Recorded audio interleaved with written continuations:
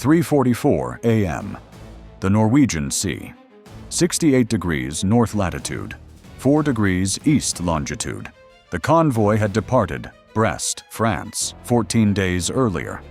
Its composition: 6 USNS dry cargo and ammunition ships carrying pre-positioned war stocks, artillery shells, Patriot interceptors, armored vehicle spare parts, aviation fuel in pressurized ISO containers, and medical supplies designated for the NATO Enhanced Forward Presence Brigades in the Baltic states.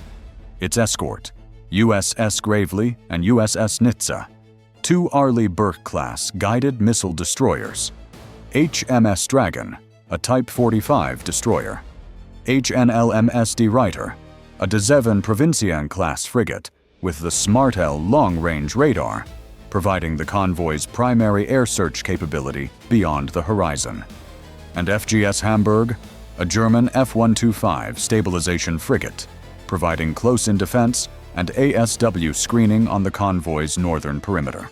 The convoy was 340 kilometers northwest of the Norwegian coast, in the Norwegian Sea's deep water, at the point where the underwater topography drops to 3,200 meters, and where the January storm system was generating wave heights of 6 meters and wind speeds of 52 knots.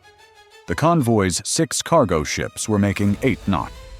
Their escorts were working hard to maintain formation geometry in the sea state. It was the worst weather the North Atlantic had produced in this sector in 11 years. The convoy's routing planners had selected this weather window deliberately.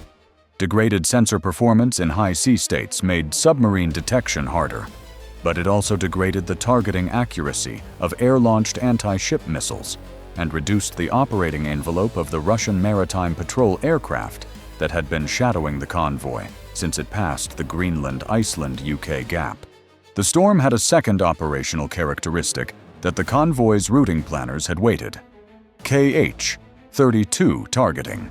The K-32 anti-ship missile, carried by the Tu-22M3 Backfire strategic bomber, requires mid-flight datalink updates from the launching aircraft or from a targeting aircraft to maintain accuracy against a moving surface target over its 1,000-kilometer range.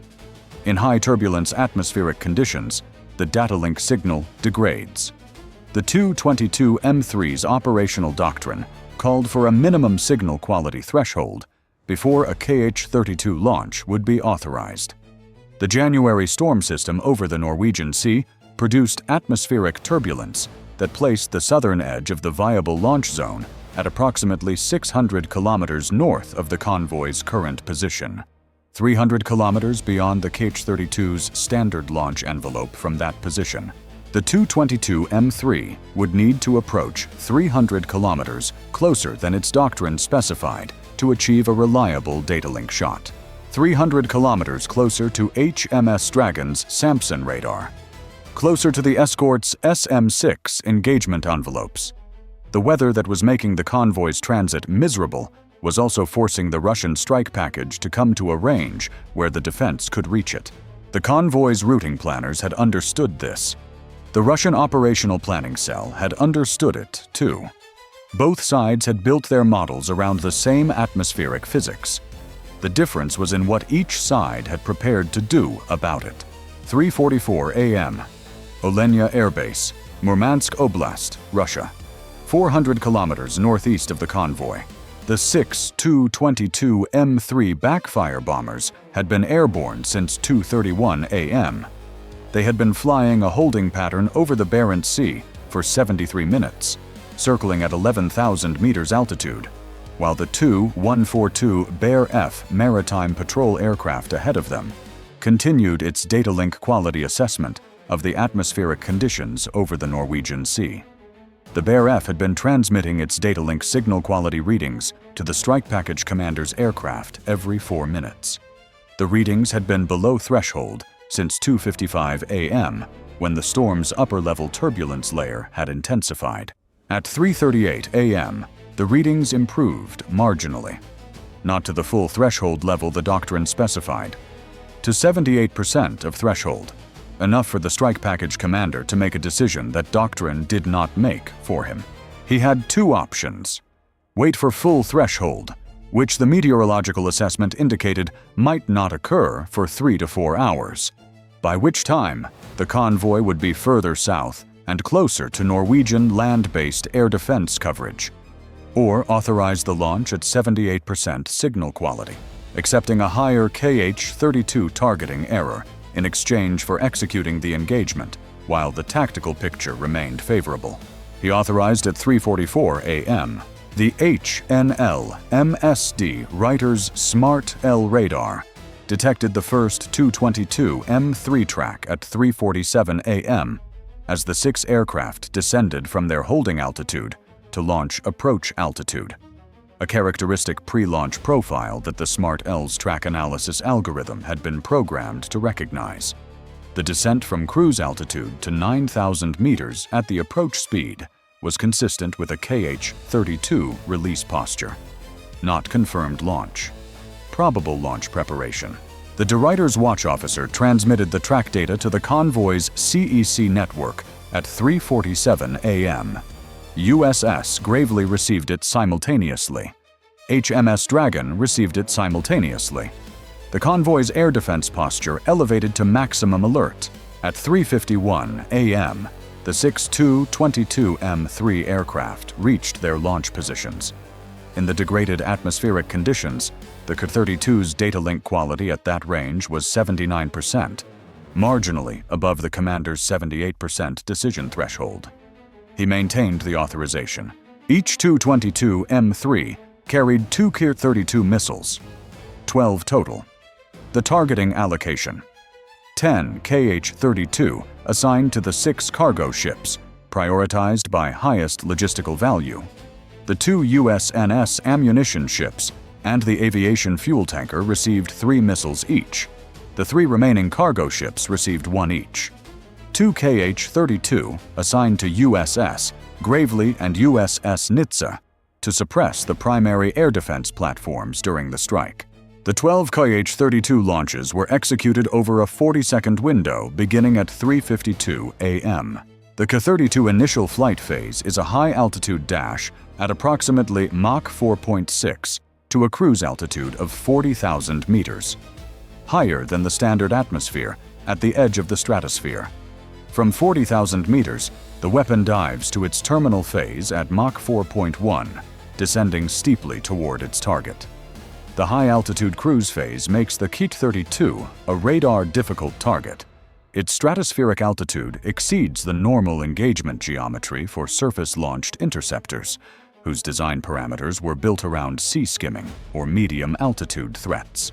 The SM-6's operational ceiling in the anti-ship mode against a target descending from 40,000 meters was the engagement problem that the convoy's air defense had been designed around. The SM-6 could reach 40,000 meters. Its intercept geometry against a steeply descending Mach 4 target at that altitude was a narrow window. The weapon would be at its engagement ceiling, the target would be at maximum approach speed, and the terminal guidance correction requirements were at the limit of the SM-6's agility at that altitude. The HMS Dragon had a different capability. The Aster-30 Block 1NT, a modification that had entered service 18 months earlier, had specifically extended the system's high-altitude engagement envelope. Its maximum intercept altitude against a steeply descending target was classified. The operationally relevant number was that it exceeded the SM-6's validated ceiling against the KH-32 flight profile by approximately 18%. The convoy had HMS Dragon for exactly this reason.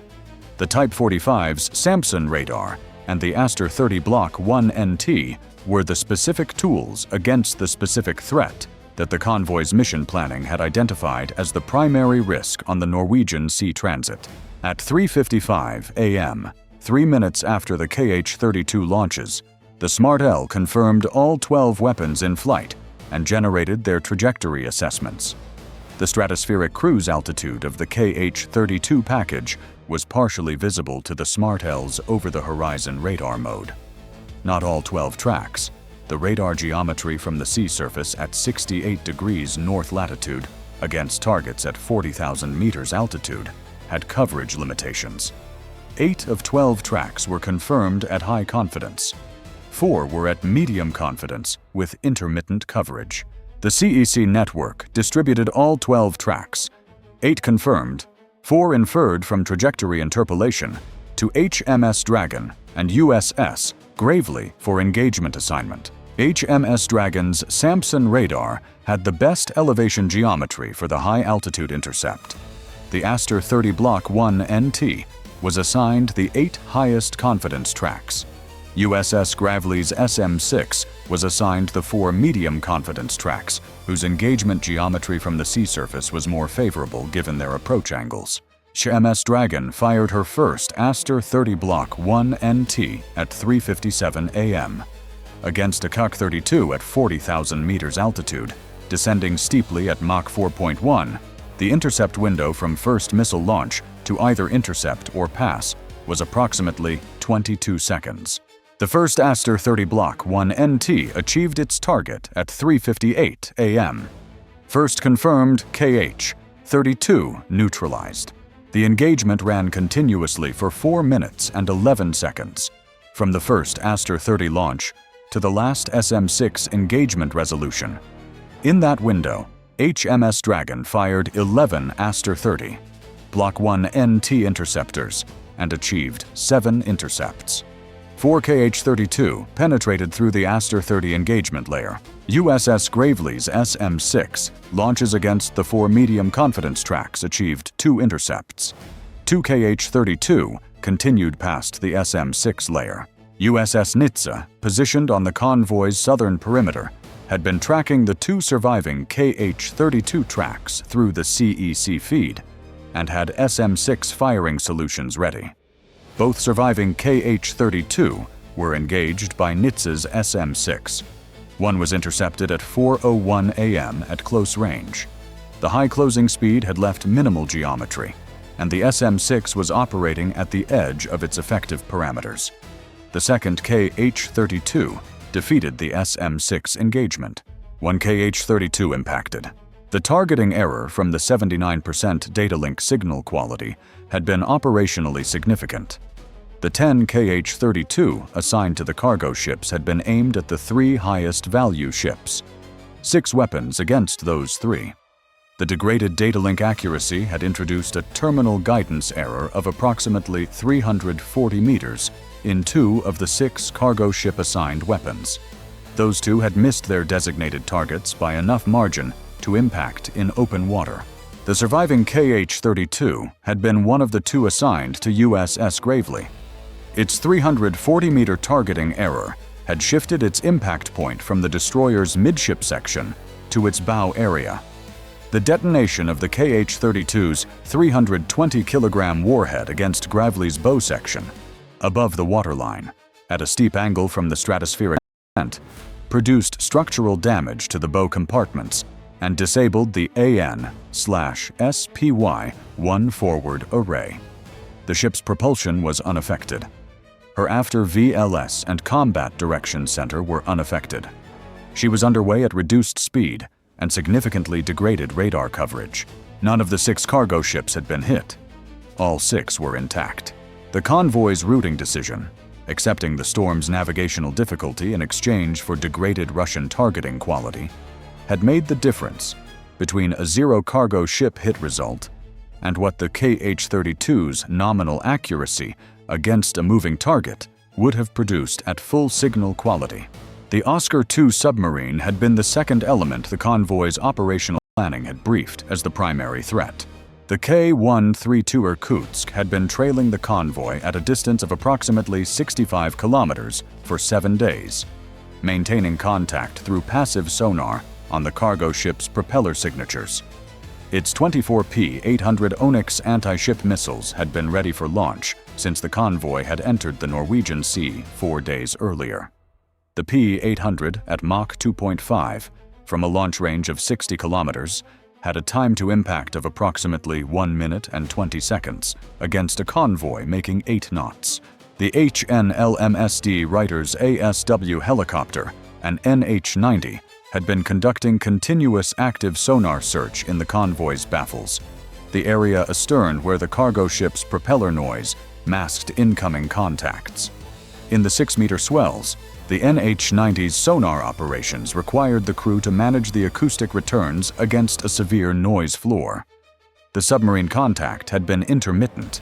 3 detections over 4 days, each one lost before a prosecution could be completed as the Oscar II's crew moved it into the acoustic shadow of the convoy's own noise. At 4:04 a.m., 3 minutes after the GS-32 engagement resolved, the Oscar II fired. The launch produced the acoustic signature that the NH-90's dipping sonar acquired at 4:04 a.m. Not a preceding warning. The acquisition came at the moment of launch, when the P-800's launch noise broke through the acoustic clutter. The contact bearing was 187 degrees, range estimated at 58 to 72 kilometers. 27 P-800 Oniks in flight. The Oscar II had held back one of its 24 cells. The 24th weapon was in reserve, in case the initial salvo required a follow-on. The P-800's routing toward the convoy was a mixed altitude approach. Initial high-altitude dash to 14,000 meters for the cruise phase, then a descent to sea-skimming altitude for the terminal phase at approximately 20 kilometers from target. The high-altitude portion was detectable by the Smart L at range. The sea-skimming terminal phase would appear on the escort's radar at approximately 30 kilometers, close enough that the engagement window was measured in the tens of seconds. The SM-6 against a sea-skimming Mach 2.5 target at 30 kilometers range, modeled at 71% per shot. The Sea Viper Aster-30 Block 1NT against the same target from HMS Dragon. The Samson radar's low-look capability against sea-skimming targets was not its optimal employment, but 58% per shot at that geometry was the assessment. The combined available VLS capacity across the convoy's escorts after the KH-32 engagement, HMS Dragon had 14 Aster-30 Block 1NT remaining. USS Gravely was at degraded combat capability from the KH-32 impact, and had the forward radar array non-functional, reducing her SM-6 engagement accuracy to approximately 58% per shot in degraded radar mode. USS Nitze had 71% VLS capacity. De Ruyter had her close-in SM-2 Block 3A for the terminal phase. FGS Hamburg had RAM point defense, 23 P-800 missiles in the high-altitude cruise phase. HMS Dragon's Samson and the Smart L tracked them. The CEC network generated engagement assignments. 14 SM-6 launches from USS Nitze against the highest confidence tracks at extended range during the cruise phase.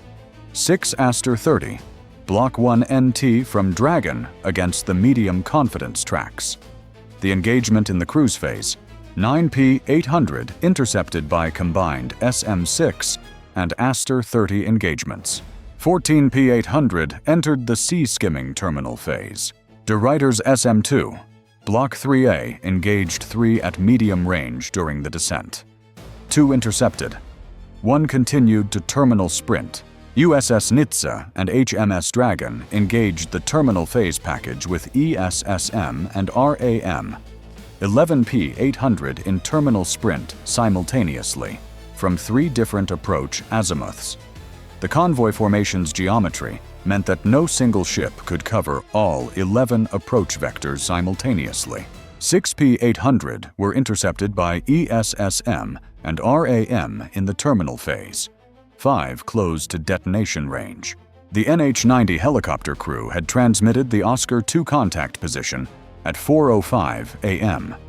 The convoy's sole ASW tool against a confirmed contact was the NH-90's Mark 54 torpedo. The submarine had been at 58 to 72 kilometers range. The Mk-54's range from a helicopter drop was approximately 11 kilometers. The NH-90 was 40 kilometers from the estimated contact position. The helicopter was already closing at 4:05 a.m. at maximum speed. Flight time to drop range, approximately 18 minutes. The Oscar II had already fired and was maneuvering. The 5 P-800 that closed to detonation range. 2 hit USNS cargo ships. 3 hit surface escorts. USNS Matthew Perry received 1 P-800 impact on her starboard side, amidships. The 300-kilogram warhead detonated at the waterline. Progressive flooding. The damage control assessment at 4:11 a.m. The ship was taking on water faster than pumps could compensate. She was non-survivable without immediate assistance. Crew evacuation ordered. USNS Sacagawea received 1 P-800 impact on her bow section. The warhead detonated above the waterline. Structural damage to the bow. Flooding was not progressive. The damage control team isolated the affected compartments within 9 minutes. She was assessed as damaged but survivable and capable of continuing at reduced speed. 3 P-800 against the surface escorts. USS Gravely, already damaged from the KH-32, received a second impact. A P-800 that had been assigned to the destroyer during the strike coordination. The combined damage from the KH-32 bow impact and the P-800 midship impact placed Gravely in a condition where the commanding officer initiated the abandoned ship assessment at 4:13 a.m. The assessment was suspended at 4:19 a.m. when the damage control team's preliminary report indicated the flooding was controllable. But Gravely's combat capability was assessed as effectively non-operational. She was afloat and making way, but she was no longer a functioning air defense platform. HMS Dragon received a P-800 impact on her after section. The Daring-class destroyer's damage control architecture had been designed with flooding compartmentalization that absorbed the impact within the after engineering space. The flooding was controlled in 14 minutes. Dragon's Samson radar and forward VLS were undamaged. She remained fully combat capable. FGS Hamburg received a P-800 impact on her superstructure. The warhead detonating on the external hull rather than penetrating to the ship's interior. Structural damage to the bridge section. 3 crew members injured. Hamburg remained underway and combat capable. The NH-90 reached Mk-54 drop range at 4:22 a.m., 18 minutes after the Oscar II had fired. The submarine's estimated position based on its launch track had been updated twice through passive sonar triangulation from the Convoy's hydrophone array. The drop was executed.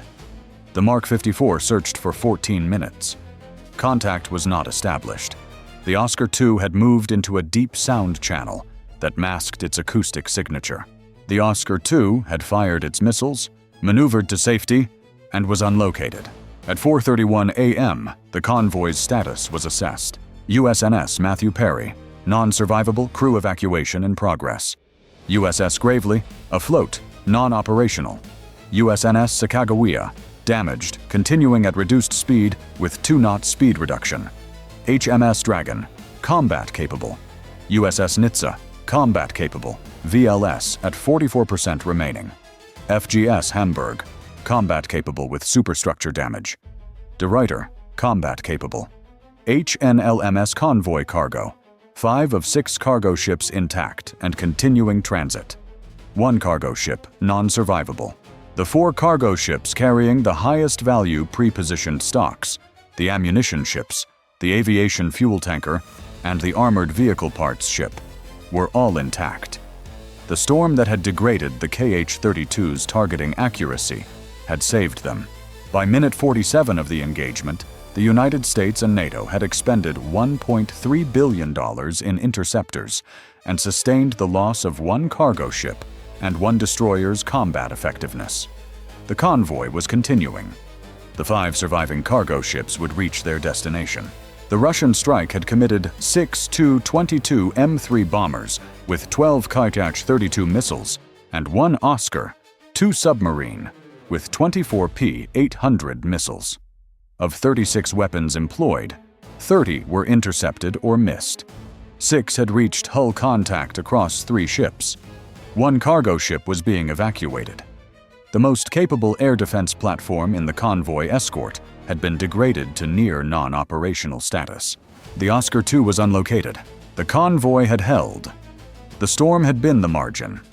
The physics of the KH-32's datalink requirement in turbulent atmosphere had moved the launch range 300 kilometers closer to the defense's interceptors and had introduced 340 meters of terminal guidance error that had moved 2 impact points from cargo ships to open water and 1 impact point from a destroyer's midship section to its bow. Weather as a defensive system. Not designed. Not engineered. Available. 5:12 a.m. USS Nitze. Combat Direction Center. The tactical action officer had been at her console since 3:30 a.m. She had processed 12 KH-32 engagements, coordinated the convoy's CEC distribution of 23 P-800 tracks, and had managed the degraded coverage from USS Gravely's radar loss through the backup CEC architecture that had redistributed Gravely's assignments to Nitze and Dragon. She had watched USNS Matthew Perry's damage status update from yellow to red on her display. She noted the engagement completion at 5:12 a.m. She noted that 5 of 6 cargo ships were continuing their transit. She noted USS Gravely's status. She did not note the storm. The storm was in the meteorological log, not her watch log. The cargo was still moving. That was the number that mattered for the NATO brigades waiting at the other end. Time from first Tu-22M3 track detection to last P-800 terminal engagement, 74 minutes. Time from Oscar 2, contact to Mark 54, drop, 18 minutes post-launch. Russian systems employed, 6 Tu-22M3 with 12 KH-32 anti-ship missiles. 1 Oscar, 2 submarine with 24 P-800 Oniks anti-ship missiles. Total, 36 weapons. COC-32 results, 11 intercepted by Aster-30 Block 1 NT and SM-6. 1 impacted USS Gravely bow section. Overall rate, 91.7%. P-800 results, 9 intercepted in cruise phase by SM-6 and Aster-30. 2 by SM-2 in descent. 6 by ESSM and RAM in terminal phase. 5 impacted. Overall rate, 72.2%. Physical effects, USS Gravely, KH-32, bow impact plus P-800 midship impact, non-operational, afloat under own power, crew managing flooding. USNS Matthew Perry, P-800 waterline impact, non-survivable crew evacuation. USNS Sacagawea, P-800 bow impact above waterline, damaged, continuing. HMS Dragon, P-800 after section impact, fully combat capable. FGS Hamburg, P-800 superstructure impact, combat capable, 3 personnel injured. Cargo ships intact and continuing transit, 5 of 6. Oscar 2, unlocated, continuing evasion. Total engagement cost including all interceptors, $1.3 billion. The convoy had crossed the Norwegian Sea through a January storm that no operational planner had designed as a defensive measure, but that had functioned as one. The Russians had known the physics. The convoy's routing had known the physics. The difference was what each side had prepared to accept in exchange for engaging in those conditions. The storm had reduced the KH-32's accuracy. It had also made the NH-90's sonar search harder, which was why the Oscar II remained unlocated. The same weather that saved the cargo ships protected the submarine that had killed one of them. The 5 remaining cargo ships would arrive. The pre-positioned stocks would reach the enhanced forward presence brigades. The convoy mission would be completed. USNS Matthew Perry's crew was in their life rafts, waiting for the Norwegian Coast Guard cutter that was already en route.